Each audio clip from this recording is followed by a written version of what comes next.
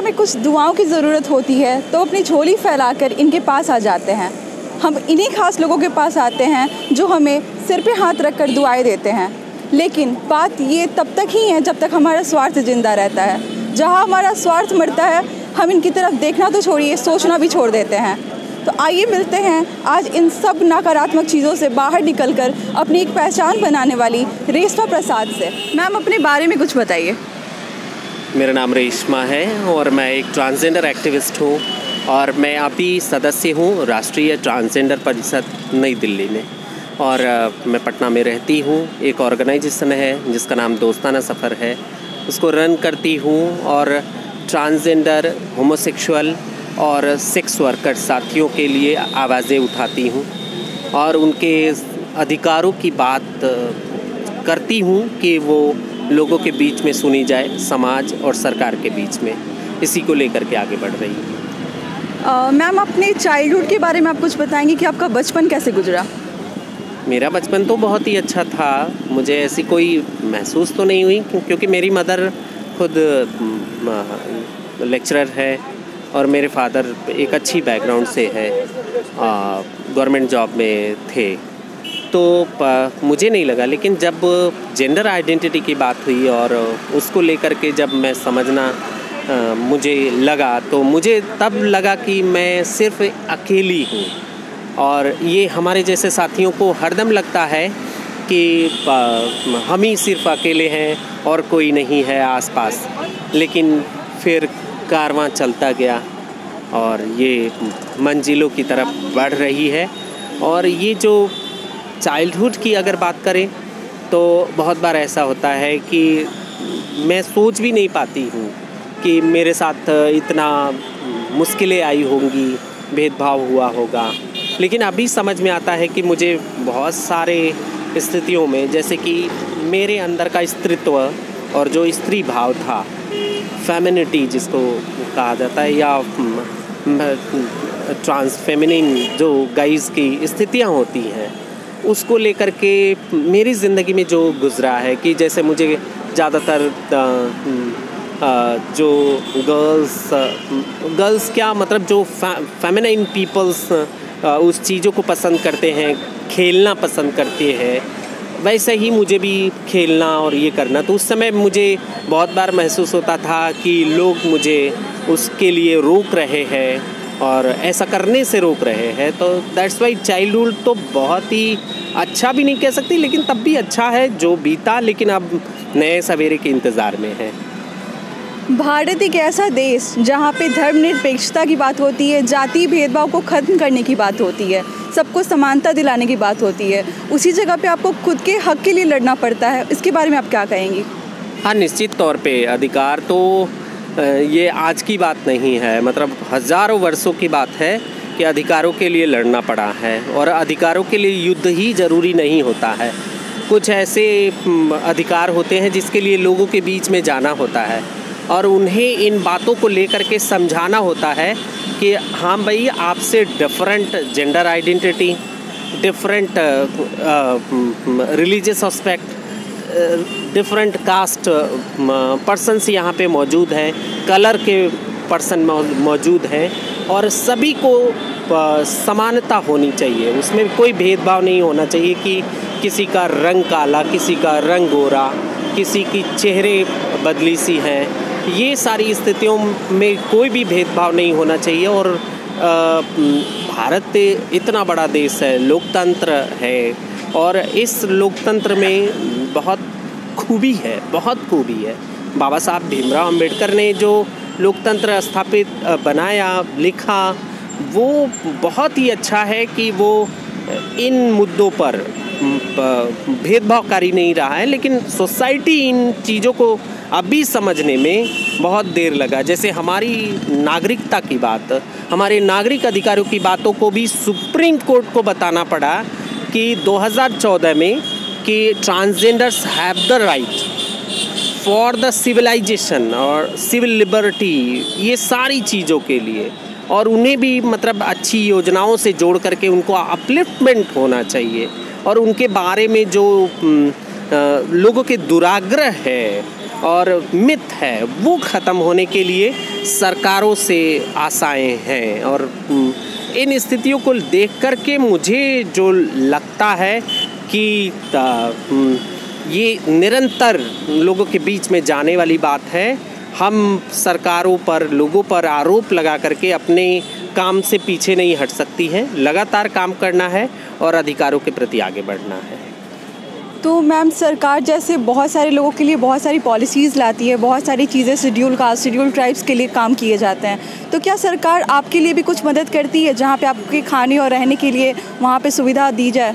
नहीं, अभी तक तो कोई शेल्टरिंग के लिए सुविधा नहीं दी है। जैसे कि अगर कोई व्यक्ति जिसके घर से प्रॉब्लम अगर हो या कोई सोशल प्रॉब्लम हो तो उनको किस तरीके से रिहैबिलिटेट किया जाएगा। लेकिन हम रिहैबिलिटेट से ज़्यादा मेन स्ट्रीमिंग की बात करती हैं कि अगर जैसे इसके पहले डिसेबिलिटी आप देखते होंगे कि बहुत सारे डिसेबल साथी रास्ते पर बेगिंग करते थे, और जब सरकार ने उनको रिजर्वेशन दिया और उसको लागू किया तो उसके बाद पता चला कि वो हमारे बीच में आईएएस हैं, बैंक में हैं, मतलब बहुत ही अच्छी अच्छी जगहों पर काम कर रहे हैं और वो रोज़गार को ले रहे हैं।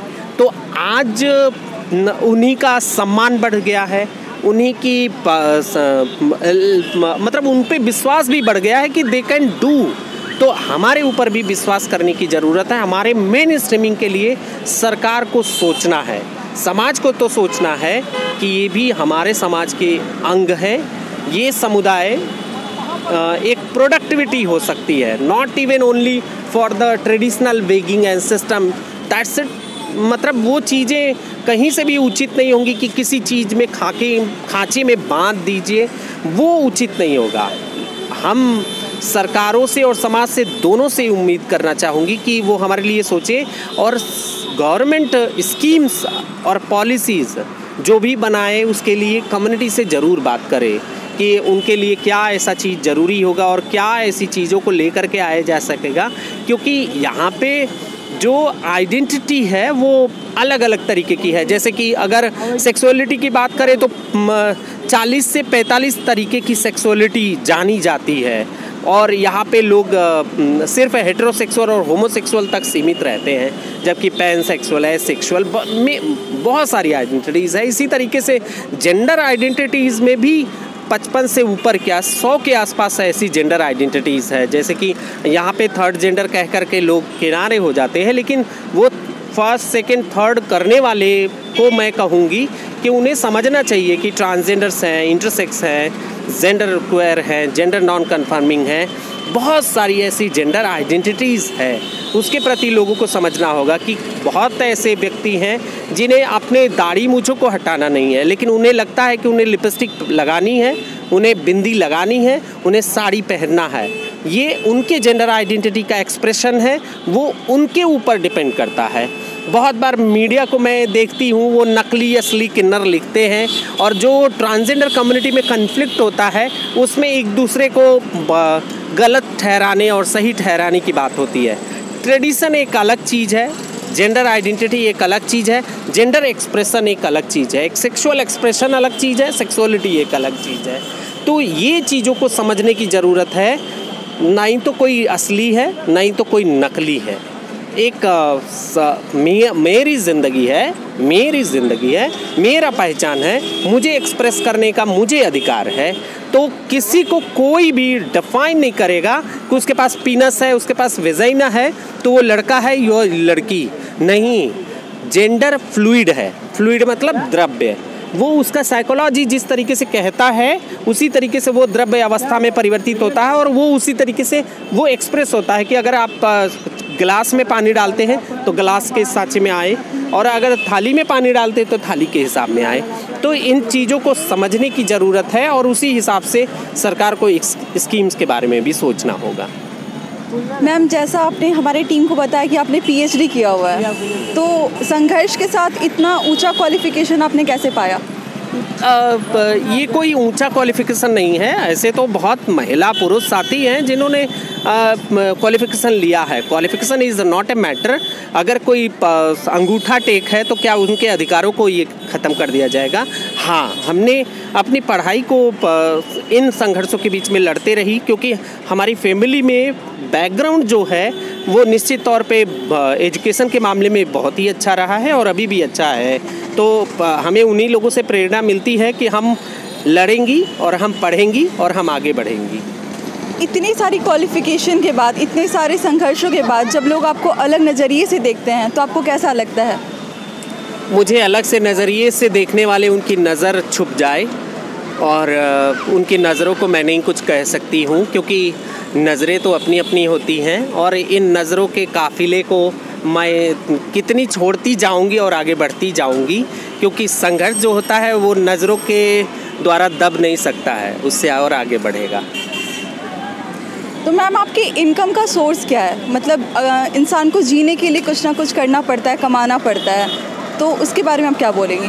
अभी तो समय में मैं CCRT की फेलोशिप पे हूँ और उसी से कुछ इनकम जनरेट होता है, और दोस्ताना सफ़र ऑर्गेनाइजेशन कुछ एक छोटे मोटे प्रोजेक्ट जो करती है उससे जुड़ते हुए अगर कुछ एज ए प्रोजेक्ट डायरेक्टर कुछ अगर ऐसा होता है तो वो ट्रैवल और ये सारी चीज़ों के लिए उपलब्ध हो जाती है। बाय द वे, अभी कोई नौकरी में नहीं कर रही हूँ और आगे देखती हूँ संघर्ष कहाँ तक पहुँचता है, उसके बाद नौकरी के बारे में भी सोचा जाएगा।